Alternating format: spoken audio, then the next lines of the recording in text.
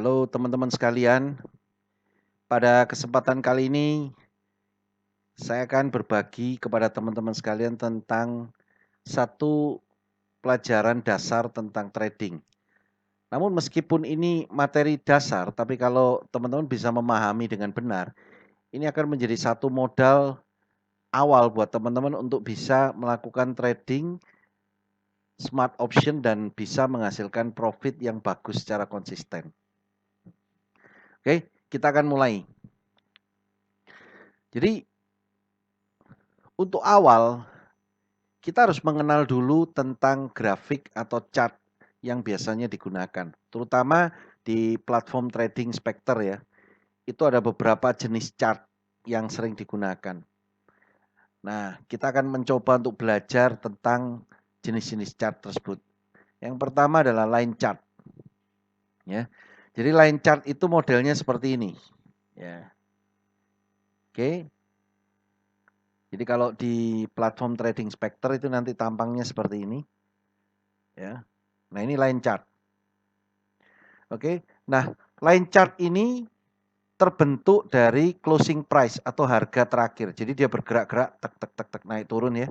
Sampai harga closing price dia berhenti lalu lanjut. Nah, closing price ini berdasarkan dari time frame yang kita pilih. Ya, jadi kalau di platform itu di sebelah kiri ada time frame-nya, kita bisa pilih mulai dari 1 detik, 1 menit, 5 menit ya, 15 menit. Nah, kita tinggal pilih, maka harga ini akan bergerak kalau 1 detik ya setiap detik, 1 menit setiap menit. Nah, ini line chart. Oke, kita akan coba lihat di platform. Nah, ini kalau kita lihat di layar ya. Jadi ini time frame-nya 1 detik, maka setiap 1 detik dia akan berpindah. Closing price saat itu berapa dia akan berpindah. Kalau kita pindahkan ke 5 menit, maka dia akan berhenti di sini selama 5 menit. Ya, kemudian dia akan meninggalkan harga terakhir ya closing price-nya saat 5 menit berapa. Nah, jadi kalau ini di sini, ya dia akan di sini. Misalkan di ujung sini, nah itu closing price-nya 72.57678. Nah, itu menjadi historinya. Kemudian pindah lagi ke sini dia. Ya, jadi ini proses pembentukan harganya untuk line chart ya. Nah, teman-teman bisa pilih time frame-nya mulai dari 1 detik ya hingga daily atau 1 hari. Ya, nah, line chart di Spectre platform kita bisa lihat ada 2 line, jadi yang modelnya begini. Kalau yang ini modelnya keren. Nah, ada shadow-nya di bawah. Ya, lebih keren dan lebih enak untuk kita bacanya. Oke, itu tadi line chart ya. Jadi dia terbentuk berdasarkan closing price. Nah, chart yang kedua yang digunakan di platform Spectre itu adalah candlestick chart. Jadi ini chart yang paling lazim, yang paling populer, yang mayoritas digunakan di banyak instrumen. Jadi kalau teman-teman lihat ada trader yang bermain di stok maupun forex, indeks semuanya menggunakan candlestick mayoritas ya. Nah, konsepnya sama, ada time frame-nya, hanya proses terbentuknya harga seperti ini. Jadi candlestick chart itu ada 2 ya. Ada bearish candle atau candle yang turun atau bullish candle, yang satunya ini candle yang naik. Ya, jadi kalau bullish candle biasanya kalau di platform Spectre digambarkan dengan warna hijau. Bentuknya seperti ini ya. Jadi ini mewakili misalkan kita pasang di 5 menit. Satu candle ini mewakili 5 menit di mana kalau model seperti ini jadi ini open price. Jadi saat dia mulai di menit yang baru, nah ini open price-nya di sini. Kemudian dia bergerak, bergerak, bergerak, bergerak. Ini adalah harga terendahnya dia selama 5 menit. Ini harga tertingginya dia selama 5 menit. Nah, lalu kalau bentuknya seperti ini harga penutupan selama 5 menit itu. Oke, ini bullish candle atau candle naik. Kemudian lawannya adalah bearish candle atau candle turun. Ya, di mana modelnya seperti ini, berarti ini adalah open price-nya, harga pembukaan. Kemudian dia naik turun, ini harga terendah, ini harga tertinggi. Kemudian ini closing price-nya atau harga penutupan. Oke. Nah, kadang-kala orang juga menyebut ini adalah tail. Ya, ada tail-nya atau ekornya. Ya. Oke. Nah, ini candlestick chart, itu cara membacanya. Ya, jadi teman-teman harus ingat kalau ini candle naik berarti opennya di sini ya. Kalau candle turun opennya di sini.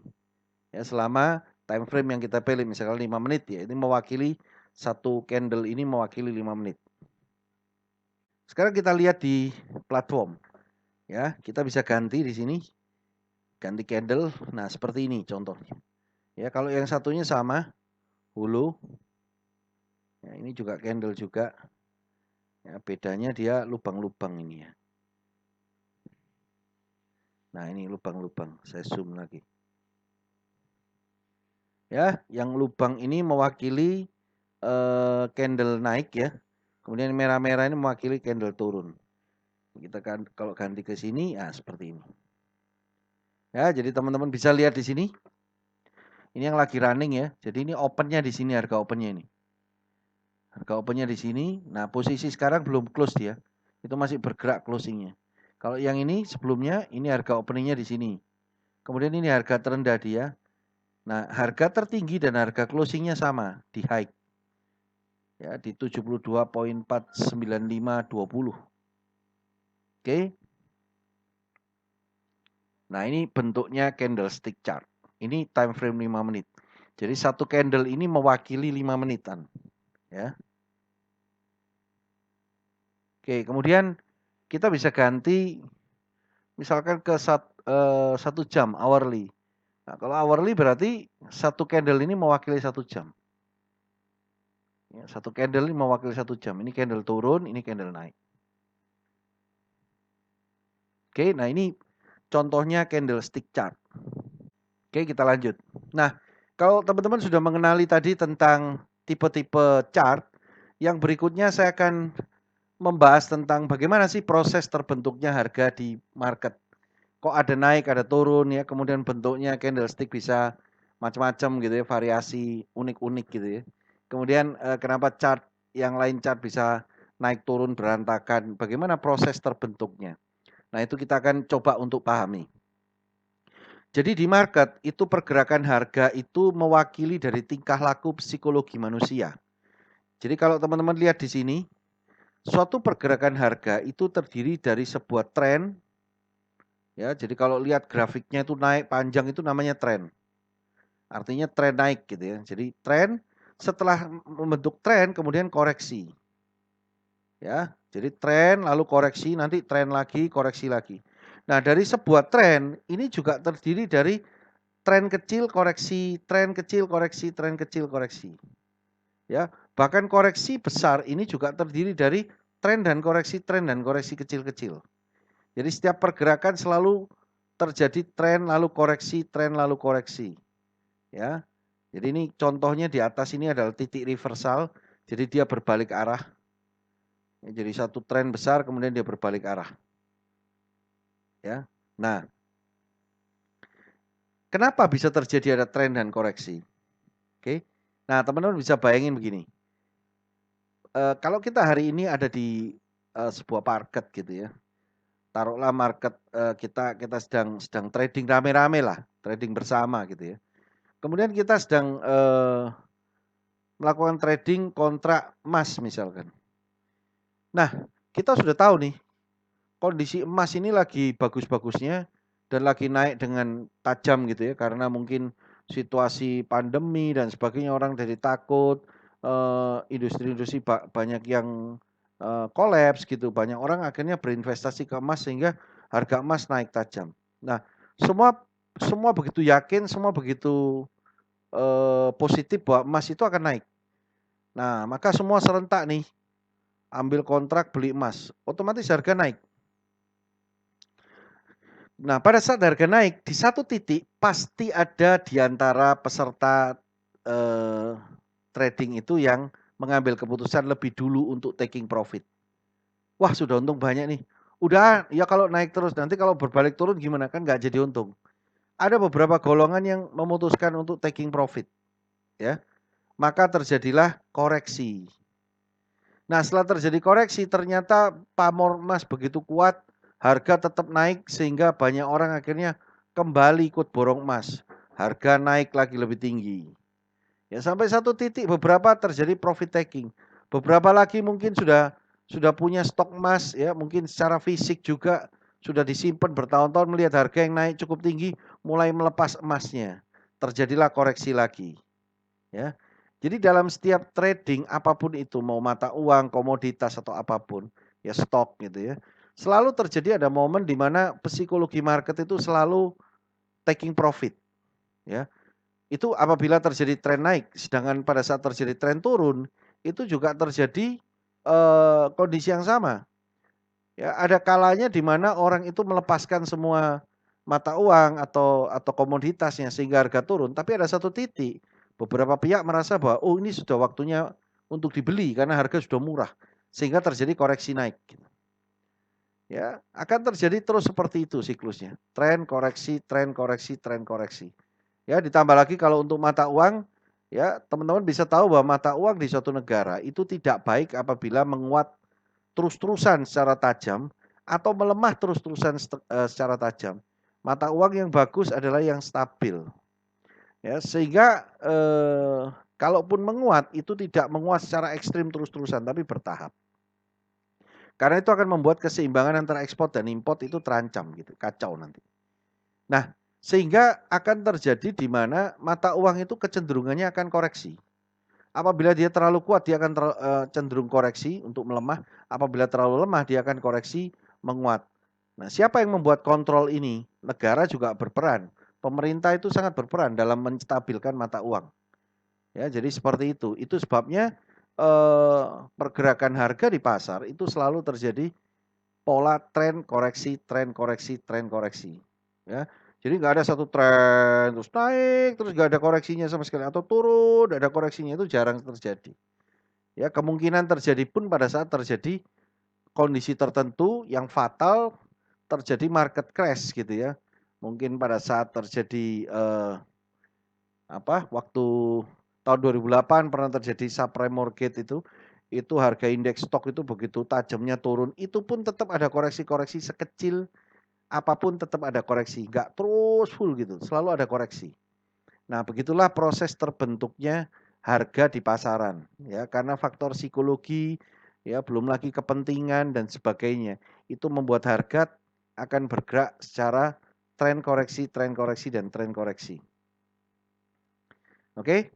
Nah, kemudian kita lihat harga akan bergerak naik dengan membentuk sebuah tren naik atau uptrend.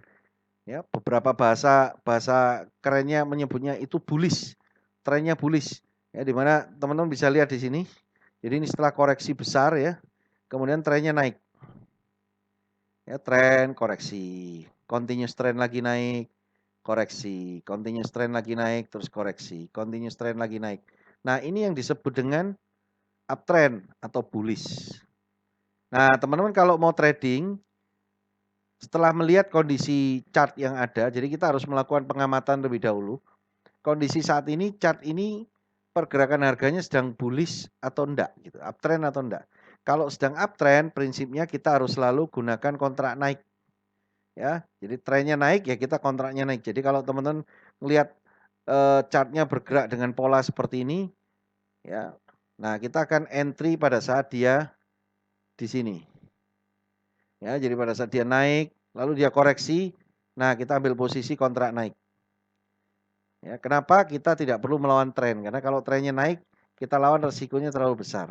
Jadi kalau kita lihat dia setelah tren, dia mengalami agak koreksi sedikit, nah disinilah kita entry. Ya, disinilah kita ambil posisi kontrak naik. Ya, karena kemungkinan dia akan continuous up. Karena trennya naik. Tapi ada satu titik dia akan reversal kembali turun. Setelah beberapa kali tren dia akan turun. Ya, ada kemungkinan seperti itu. Tapi bisa juga setelah beberapa kali ya, jadi misalnya 1, 2, 3 kali tren naik, dia mengalami koreksi besar, tapi nggak turun. Setelah koreksi besar mungkin sampai sini, lalu dia naik lagi. Nah, seperti ini koreksi besar. Mungkin kalau kita tarik di chart sebelumnya, dia dari bawah nih harganya naik. Panjang gitu, terus terjadi koreksi besar, sideways kan, koreksi itu terjadi itu chartnya terbentuk sideways, lalu dia mulai continuous trend nih. Nah, kita pokoknya kalau trennya naik selalu posisi ambil di saat koreksi. Ya, jadi pada saat koreksi dia turun, kita ambil posisi kontrak naik. Sebaliknya, kalau dia lagi dalam kondisi downtrend, atau bearish gitu ya. Ini istilahnya bearish. Ya, teman-teman mungkin pengen tahu kenapa bullish, kenapa bearish. Bull itu kan banteng selalu menghadap ke atas, makanya disebut bullish. Kalau bearish, bear itu beruang menghadapnya ke bawah, makanya disebut bearish gitu ya. Nah, kalau trennya seperti ini turun, ya kita kalau mau ambil posisi, kita ambil posisinya pada saat dia koreksi sebelum continuous down. Jadi ini tren, dia koreksi, nah di sini kita entry, ambil kontrak turun. Lalu dia tren lagi turun, pada saat dia terjadi koreksi, nah di sini kita masuk kontrak turun. Ya, pada saat dia tren lagi, dia koreksi, di sini kita masuk. Ya. Jadi intinya kita follow the trend. Kalau kita lagi entry dalam kondisi harga bergerak mengikuti tren, kita follow the trend, kita ikuti tren. Ya. Nah, beda lagi apabila terjadi koreksi besar, ya, di mana harga bergerak seperti ini atau yang biasa disebut dengan flat atau sideways, bergerak tenang gitu ya ke samping gini. Nah, kalau kondisi seperti ini kita bisa lakukan kontrak naik dan turun tergantung posisi gitu ya. Saat harganya udah turun banyak di bawah ya, kita ambil kontrak naik gitu ya. Saat sudah naik di atas kita ambil kontrak turun gitu. Jadi dibolak-balik. Ya, jadi kita lihat dulu kondisinya apakah pergerakan harga sedang membentuk sebuah tren naik, tren turun atau terjadi koreksi besar yang membuat harga itu bergerak sideways. Ya, jadi itu bagaimana harga itu bisa terbentuk dari pergerakan pasar secara psikologi, lalu ada yang disebut dengan uptrend, ada downtrend, kemudian sideways. Oke, jadi itu tadi kalau teman-teman bisa memahami prinsip tentang price movement ini, sesuatu yang sederhana, dan teman-teman coba mengamati ya, coba membiasakan sering-sering berlatih,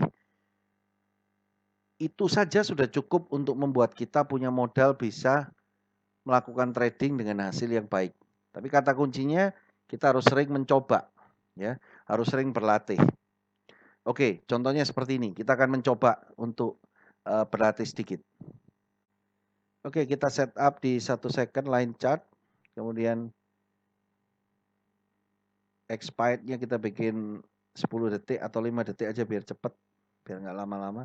Stake-nya kita bikin 10. Ini udah turun banyak, kalau udah turun kita ambil kontrak naik, kalau udah naik banyak kita ambil kontrak turun. Yuk kita coba. 5 second biar cepat.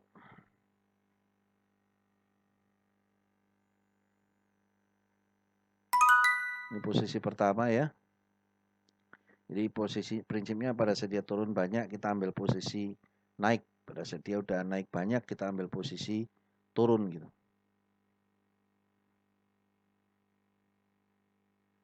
Nah itu dia naik kita ambil posisi turun. Nah, marketnya bergerak agak sideways. Selisih dikit sekali. Loss. Kita coba ambil posisi. Ya kita ambil posisi naik. Moga-moga naik. Selisih tipis lagi. Kena. 3 posisi. Kita tunggu lagi. Pada saat dia bergerak naik atau turun. Aduh, agak terlambat. Harusnya tadi kita ambil kontrak turun terlambat tapi.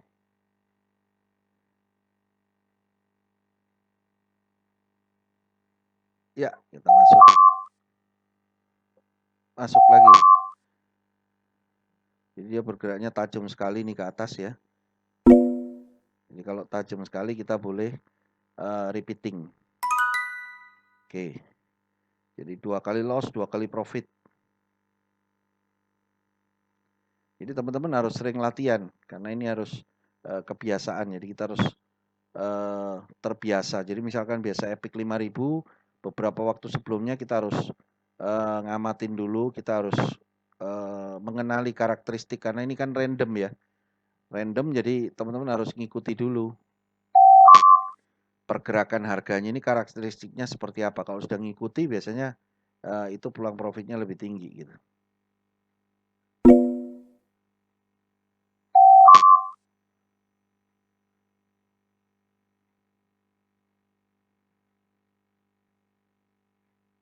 Lalu teman-teman juga mesti berlatih apakah saya mau pakai expired 5 detik atau 10 detik gitu. Karena ini menentukan. Ya, kayak ini tadi posisinya betul tapi karena kita bikin di 5 detik selisih tipis. Ya, makanya harus sering berlatih. Kita coba lagi.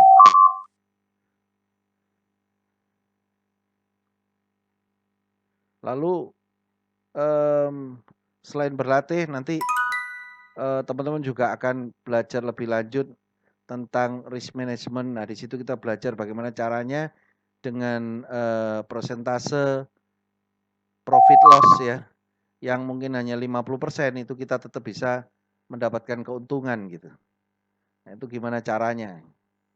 Nah, ini selisih tipis sekali, naik turun, up down. Harusnya profit jadi loss.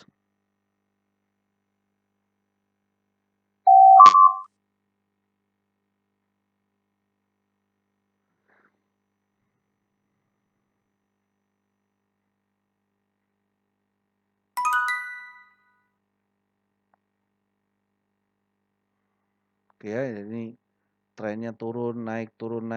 Kita pokoknya kalau sudah turun banyak kita ambil kontrak naik, udah naik banyak kita ambil kontrak turun. Nah, itu turunnya lumayan tajam kita ambil kontrak naik.